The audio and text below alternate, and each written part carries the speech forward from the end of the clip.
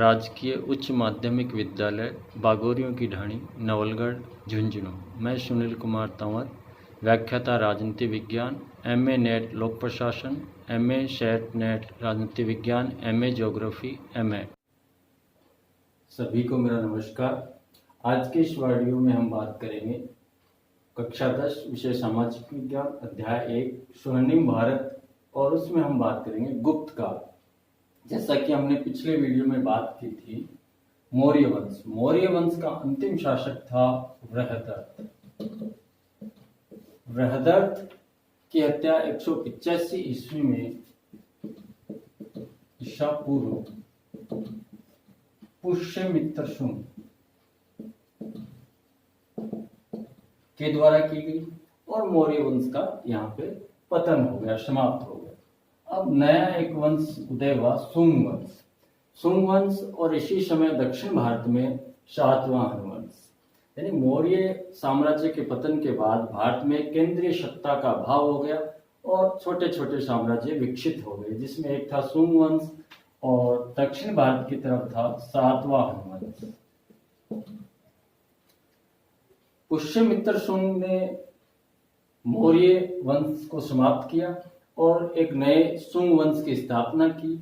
इसने 2 बार अश्वमेध यज्ञ, पुष्यमित्र शुंग ने 2 बार अश्वमेध यज्ञ किए और इन यज्ञों का पुरोहित पतंजलि, यानी पुष्यमित्र शुंग के काल में पतंजलि थे संस्कृत विद्वान, वो इसके दोनों यज्ञों के, अश्वमेध यज्ञों के पुरोहित थे। इसके बाद अग्निमित्र, ज्येष्ठमित्र, भद्रक, भागवत, देवहूति इत्यादि कई राजा इस वंश में हुए। इसी प्रकार दक्षिण में सातवाहन वंश का उदय हुआ। कुल मिलाकर हम ये कह सकते हैं कि मौर्य वंश के पतन के बाद संपूर्ण भारत में फिर से छोटे छोटे राज्य, साम्राज्य स्थापित हो गए, किंतु कालांतर में इन सभी साम्राज्यों को पुनः एकीकृत करने का कार्य जो किया है वो गुप्त वंश ने किया है। यानी मौर्य वंश के बाद सबसे इंपॉर्टेंट वंश है गुप्त वंश, जिसने एक बार फिर से भारत को एक मजबूत साम्राज्य के रूप में खड़ा किया। सबसे पहले बात करेंगे हम श्रीगुप्त। गुप्त वंश का संस्थापक, यानी प्रथम शासक गुप्त वंश का, जिसने 275 ईस्वी में गुप्त वंश की स्थापना की, गुप्त वंश का संस्थापक बना। इसका साम्राज्य मगध के आसपास का क्षेत्र था, छोटा साम्राज्य था। इसके बाद इसका पुत्र घटोत्कच शासक बना। घटोत्कच की विजय के बारे में ज्यादा उल्लेख नहीं है। जो श्रीगुप्त का साम्राज्य था उसी पे घटोत्कच ने शासन किया। घटोत्कच को महाराज की उपाधि प्रदान की गई थी। इसके बाद जो है वो चंद्रगुप्त प्रथम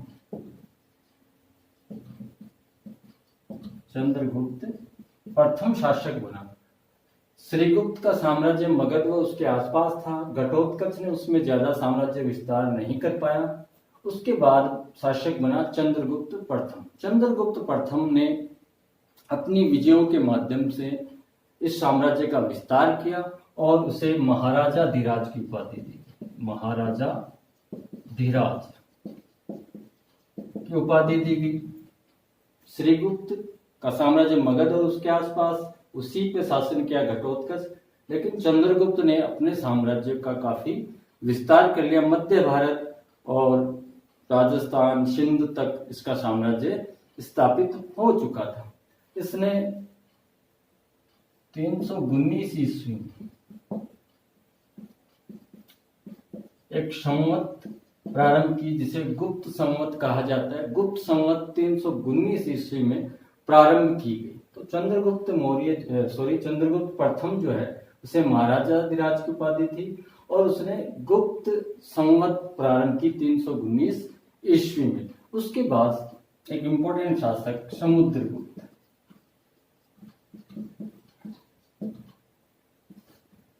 समुद्रगुप्त ने इस साम्राज्य का काफी विस्तार किया और उसका मानना था दिग्विजय और एकीकरण, दोनों नीतियों के तहत उसने अपने साम्राज्य का विस्तार किया। जो आज का पाकिस्तान, सिंध, बलूचिस्तान, गुजरात वाला एरिया, ये सारा समुद्रगुप्त ने अपने सैनिक अभियानों के तहत विजित किया है। दिग्विजय योजना बनाई, उसी के साथ उसने एकीकरण की योजना अपनाई। एकीकरण के तहत उसने वैवाहिक संबंध स्थापित किए, मित्रता की, समझौते किए अन्य छोटे राज्यों से और अपने साम्राज्य का विस्तार किया। यानी इसने दिग्विजय और एकीकरण की नीति को अपनाया। इसका दरबारी कवि था हरिशेन। हरिशेन इसके दरबार में एक कवि था। हरिशेन ने इलाहाबाद प्रशस्ति में इसके सैनिक अभियानों का वर्णन किया है। समुद्रगुप्त एक धार्मिक व्यक्ति भी था, विष्णु भक्त था, वैष्णव मत को मानने वाला था। इसने अश्वमेध आयोजित किया। इसी के साथ संगीत कला में भी इसकी रुचि थी, कविताएं लिखता था, वीणा वादन में निपुण था, इसलिए इसको कविराज की उपाधि दी। युद्धों के साथ, दिग्विजय योजना के साथ एकीकरण, यानी युद्ध के द्वारा विजित करना और अन्य तरीकों से किसी राज्य को अपने साथ कर लेना, दोनों तरह की नीतियों का पालन किया।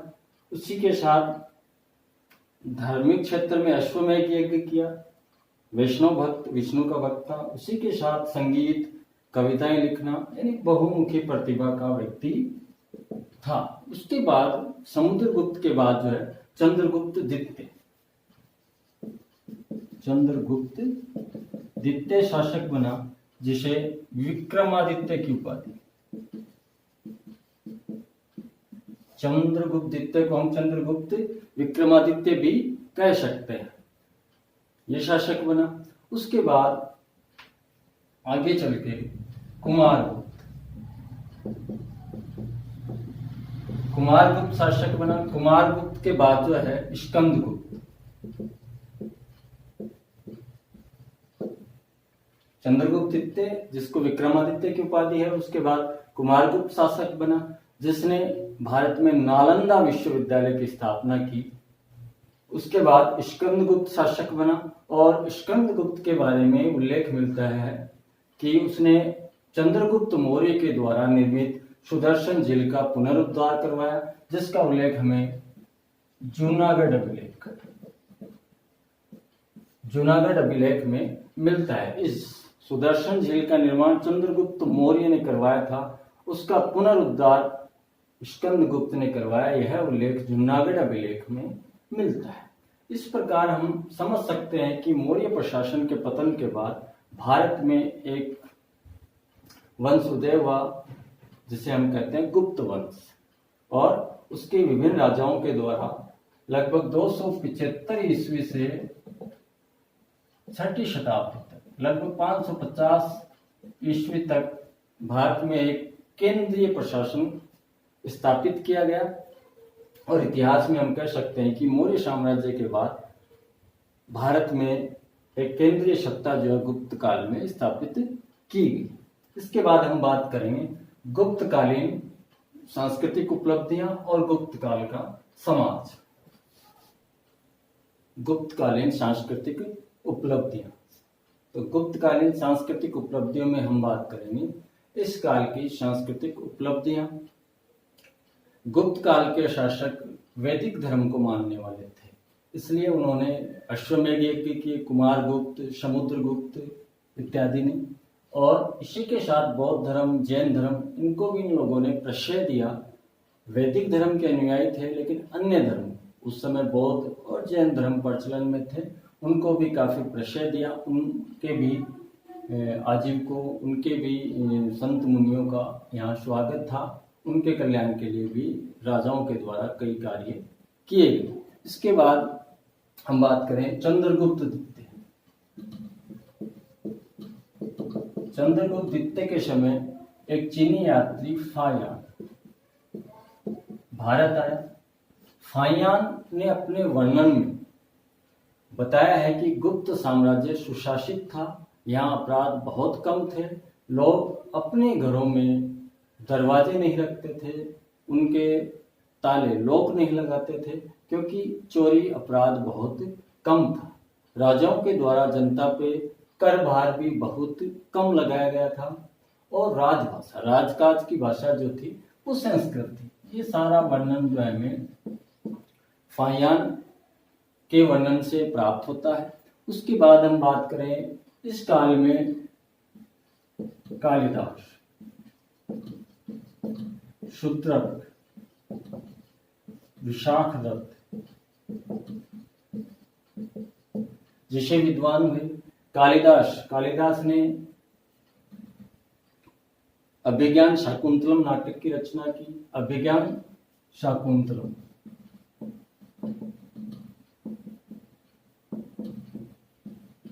ये एक नाटक इन्होंने लिखा। शूद्रक जो है उन्होंने मर्च कटिकम नाटक की रचना की। विशाखदत्त जो है उन्होंने मुद्रा राक्षस नाटक की रचना की। मुद्रा राक्षस। कालिदास ने अभिज्ञान शाकुंतलम, शूद्रक मृच्छकटिकम और विशाखदत्त ने मुद्रा राक्षस नाटकों की इस काल में रचना की। कालिदास ने रघुवंशम महाकाव्य की रचना भी यहाँ पे की। यानी ये विद्वान इसी काल में हुए, कालिदास, शूद्रक, विशाखदत्त। इनके अलावा हम बात करें जैसे आर्यभट्ट, वराहमिहिर, ब्रह्मगुप्त, ये विद्वान भी इसी काल में हुए। आर्यभट्ट, उसके बाद बात करें वराहमिहिर और ब्रह्मगुप्त। इन्होंने गणित और ज्योतिर्विज्ञान के संदर्भ में अपनी बहुत सारे आविष्कार किए। आर्यभट्ट,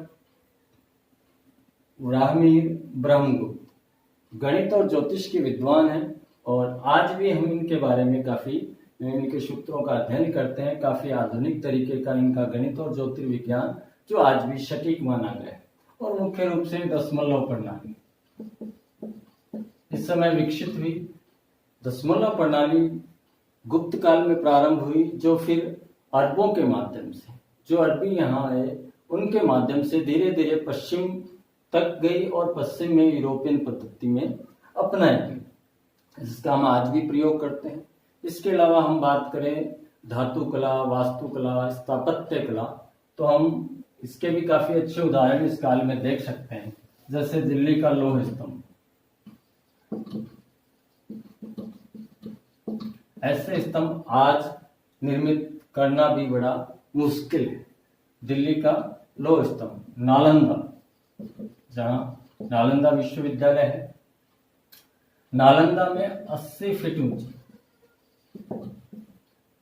बुद्ध प्रतिमा है जो तांबे से बनाई गई थी। उसके बाद है सुल्तानगंज, जहां 7.5 फीट ऊंची बुद्ध की तांबे की प्रतिमा है। ये ऐसे कुछ उदाहरण हैं। लौह स्तंभ, नालंदा में बुद्ध की 80 फीट ऊंची प्रतिमा, सुल्तानगंज में 7.5 फीट ऊंची प्रतिमा जो तांबे से बनी हुई है। ये ऐसे उदाहरण हैं जो उस समय के, उस काल की सांस्कृतिक उपलब्धियों को हमें दर्शा रही हैं, बता रही हैं कि उस समय का ज्ञान का स्तर क्या था, धातु कला, वास्तुकला और संस्कृति के क्षेत्र। अब हम बात करेंगे गुप्त काल का समाज। समाज की बात करें तो गुप्त काल में मुख्य रूप से समाज 4 वर्णों पर आधारित था। ब्राह्मणों का स्थान सबसे ऊपर श्रेष्ठ था, जिनका कार्य अध्ययन, अध्यापन, दान, दक्षिणा होता था। उसके बाद क्षत्रिय जो सैनिक वर्ग से था, साहस वर्ग से था, उसका मुख्य कार्य अन्याय को रोकना और प्रजा की रक्षा करना, अपने राष्ट्र, अपने साम्राज्य की रक्षा करना। उसके बाद तीसरा वर्ग जो आता है वैश्य। वैश्य का काम व्यापार वाणिज्य का था। चौथा था शूद्र, जो इन तीनों की सेवा प्रदाता था, सेवा करता था। इस प्रकार से 4 वर्ण और वो अपने अपने कार्य करते थे। इस काल में जाति व्यवस्था का बंधन इतना ज्यादा प्रभावी नहीं था, किंतु फिर भी वर्ण का आधार जो है वो जन्म ही था, न कि कर्म और उसकी योग्यता। इस प्रकार से समाज 4 वर्णों पर आधारित था। महिलाओं की स्थिति की बात करें, स्त्रियों की स्थिति इस समय मौर्य काल की तरह काफी अच्छी थी, लेकिन कहीं ना कहीं उसमें थोड़ी सी गिरावट आ चुकी थी। स्त्रियों को शिक्षा ग्रहण करने का अधिकार था। स्त्रियों को मुख्य रूप से स्वयंवर प्रथा यहाँ प्रचलन में नहीं थी, किंतु 8 प्रकार के विवाहों का उल्लेख मिलता है, जिसमें महिलाओं को काफी स्वतंत्रता थी। इसी के साथ धार्मिक कार्यों में स्त्री का साथ होना अनिवार्य था। कोई भी यज्ञ अनुष्ठान करने के लिए स्त्री का साथ में होना अनिवार्य माना गया था। इस प्रकार से हम कह सकते हैं कि इस समय समाज की स्थिति वर्ण व्यवस्था पर आधारित थी, और उसके बाद महिलाओं की स्थिति जो है उस समय मौर्य काल से कुछ कम लेकिन काफी अच्छी स्थिति महिलाओं की थी। उसके बाद बात करें तो एक है कायस्थ वर्ग, जो गुप्त काल के प्रारंभ में एक वर्ग था, किंतु अंत तक धीरे धीरे यह वर्ग एक जाति के रूप में विकसित हो गए। तो इस प्रकार से हम बात कर रहे हैं गुप्त काल की संस्कृति और समाज। ये है गुप्त साम्राज्य, गुप्त वंश, उसकी सांस्कृतिक उपलब्धियां और गुप्तकालीन समाज। आज हम इतनी बात करेंगे। धन्यवाद। अगले वीडियो में हम बात करेंगे इस अध्याय का शेष पाठ, जो परीक्षा की दृष्टि से काफी इम्पोर्टेंट है, उस पर हम चर्चा करेंगे। धन्यवाद।